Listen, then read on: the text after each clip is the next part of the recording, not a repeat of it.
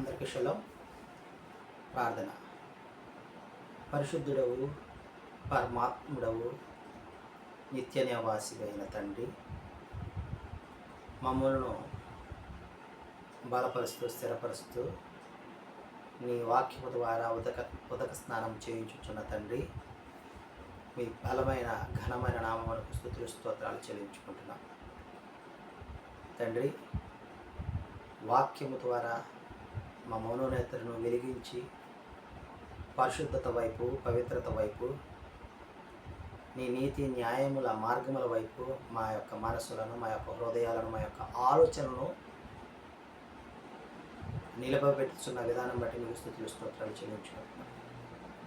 మా యొక్క శరీర యొక్క బలహీనతలను బట్టి కుడికి కానీ ఎడమకు కానీ త్రొట్టిల్లకుండా యెషోవా మెస్సయ్య ద్వారా మమ్మల్ని కట్టుచున్న విధానం బట్టి మీకు స్తుతులు స్తోత్రాలు చెల్లించుకుంటూ ఈ మా మలను మా రక్షకుడు విమోచకుడు యెషోవా మెస్సయ్య నామమున అడిగి ప్రార్థించుచు వేడుకుంటున్నాం తండ్రి. ఆమేన్. గెత్సేమనువక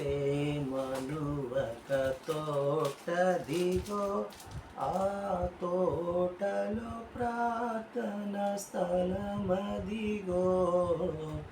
గెత్సేమనువక తోట దిగో, ఆ తోటలో ప్రార్థన స్థలమదిగో.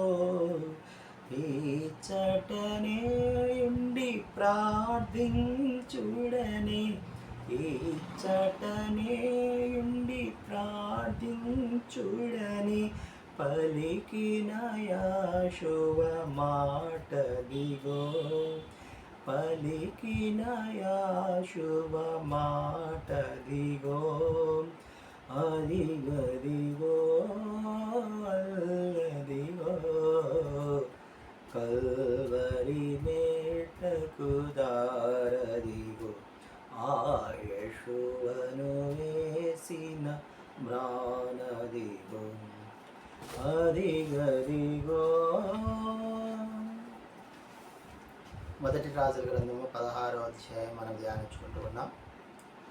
ఎలోహిం వాక్యము యెహూకు ప్రత్యక్షమై బయెషాను గురించి ఈ విధముగా సెలవిస్తూ ఉన్నాడు.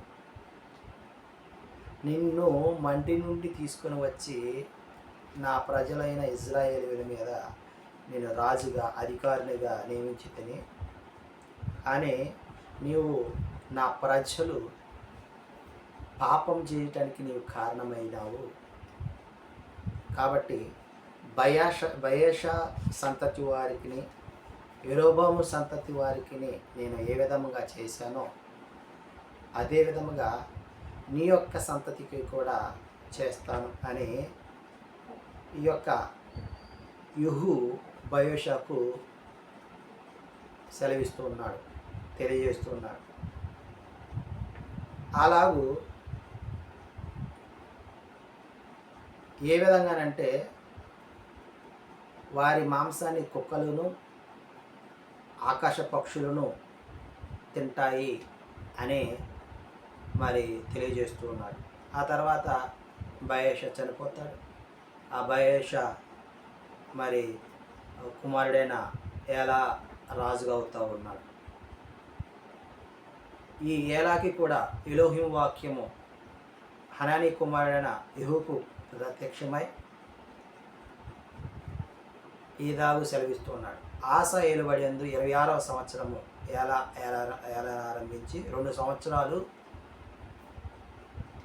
ఏలిన తర్వాత అతడు ఏలా త్రాగి మృతుడై ఉన్న సంగతిని గ్రహించి యుద్ధ రథములపైన అధిపతిగా ఉన్నటువంటి జిమ్రా అతని గృహములో చొచ్చి అతనిని ఏలాను చంపి అతనికి మారుగా రాజు అయ్యి బయెషా సంతతి వారినందరినీ కూడా నిర్మూలన చేసినట్లుగా ఈ అధ్యాయం మనం గమనించగలం. ప్రియమైన సహోదరి సహోదరులారా, ఇక్కడ మనము ఒకటి గమనించగలం. అదోనే వారు అనేక పర్యాయాలు హెచ్చరిస్తూ వస్తూ ఉన్నాడు. అయినను ఆయన మాటను మనం వినకపోతే వారు వినలేదు, గడిచిమని పెట్టారు.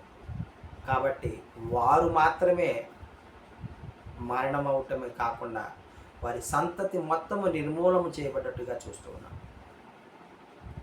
మన సంతతి నిర్మూలము కాకుండా ఉండాలి అంటే 1-2 దెబ్బలు మనకు తగిలితే, అది అనారోగ్యమే కావచ్చు, ధనమే పోవచ్చు, మరి కూతురు కుమారుడు ఎవరో అనారోగ్యము లేకుండా మరణం అవ్వటము, ఇవన్నీ జరిగి మనము జాగరూకులమై ఆయన యందు భయభక్తులు కలిగి ఉన్నట్లయితే మన సంతతిని మనం కాపాడుకుంటాము, లేకుంటే మనల్ని మనము కాపాడుకోగలమనే ఈ కొన్ని మాటలు పరమ తండ్రి మన వినికిడిలో కలిపి చేయగాక. ఆమేన్.